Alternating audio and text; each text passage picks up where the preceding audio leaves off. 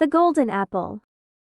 एक दफा का जिक्र है कि सरसब्ज बागों के दरमियान वाक़े एक सल्तनत में इलारा नाम की एक शहजादी रहती थी।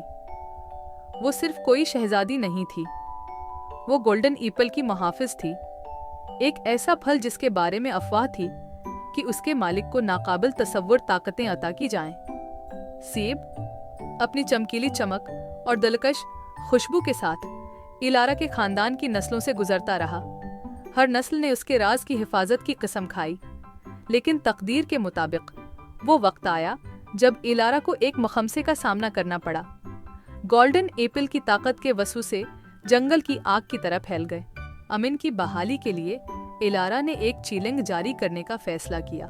जो भी गोल्डन एप्पल तलाश कर सकेगा उसे एक ख्वाहिश दी जाएगी, लेकिन सिर्फ उस सूरत में जब वो उसके किरदार के इम्तिहान में कामयाब हो जाएं। बहादुर शोरवैरों, चालाक बदमाशों और दाना जादूगर दौर दौर से बादशाही पर उठे हो गए। सभी उन्हाम का दावी करने के लिए बेचैन थे। उनमें केल नाम का एक नौजवान महम जो भी था। केल ने ताकत या दौलत की तलाश नहीं की, उसने महमजूई और नामालूम के सनसनी की तलाश की। जैसे ही केल शाही बाग में दाखिल हुआ, इसका इस्तकबाल पक्के हुए फलों से लदे सेब के बड़े दरख्तों ने किया, लेकिन कसरत के दरमियान गोल्डन एप्पल मुज़हका खेज रहा। अब पत्तों की भूल बलिया में कहीं छिपा हुआ था। दिन हफ्तों में बदल गए जब केल ने अनथिक तलाश की। इसका अज़्म टल रहा। रास्ते में इसे रकावटों और आजमाइशों का सामना करना पड़ा, जो न सिर्फ उसकी ताकत बल्कि उसकी दयानत और हिकमत को भी जांचने के लिए बनाए गए थे। फिर भी इसके बावजूद केल ने गोल्डन एप्पल के लेजेंड के पीछे सच्चाई को तलाश करने की ख्वाहिश के तहत जोर दिया। एक बदकिस्मत शाम जब सूरज उफ़ुक़ के नीचे डूब गया था और बाग गोधूली की हल्की चमक में नहा रहा था, कील एक छुपे हुए बाग से ठोकर खा गया। इसके मरकज में सेब का एक दरख्त खड़ा था।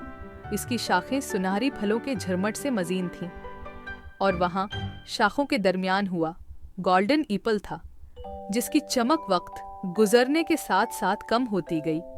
लेकिन उससे पहले कि कील पहुंच सके और अपने इनाम का दावी कर सके, उसका सामना खुद शहजादी इलारा से हुआ। मुबारक हो बहादुर महमजो, आपने अपने आप को गोल्डन एप्पल के काबिल साबित किया है। लेकिन उसे लेने से पहले ये जान ले, इसके पास जो ताकत है वो आसानी से नहीं चलती। ये बड़ी खुशकिस्मती ला सकती है, लेकिन ये बहुत बड़ा दुख भी ले सकती है। किल ने तवक्कुफ किया। उसका हाथ गोल्डन एप्पल से अंचों के फासले पर मंडला रहा था। वो जानता था कि शहजादी ने सच कहा था, क्योंकि उसने अपनी ख्वाहिशात और लालच के नताइज खुद देखे थे। और इस तरह भारी दिल के साथ इसने अपनी ख्वाहिश इक़्तिदार या दौलत की नहीं, बल्कि हिकमत और हमदर्दी की। लेकिन जैसे ही कील की ख्वाहिश बाग में गूंज रही थी, गोल्डन एप्पल एक नर्म सुनहरी रोशनी के साथ चमक रहा था, जिसने उसे अमन और मकसद के एहसास से भर दिया। और इस लम्हे वो जानता था कि उसने सही इंतखाब किया है। शहजादी इलारा की शुक्रगुजारी के साथ केल ने मड़कर अपने घर का सफ़र शुरू किया। अपने साथ गोल्डन एप्पल नहीं, बल्कि उससे कहीं ज़्यादा कीमती चीज़ लेकर गया।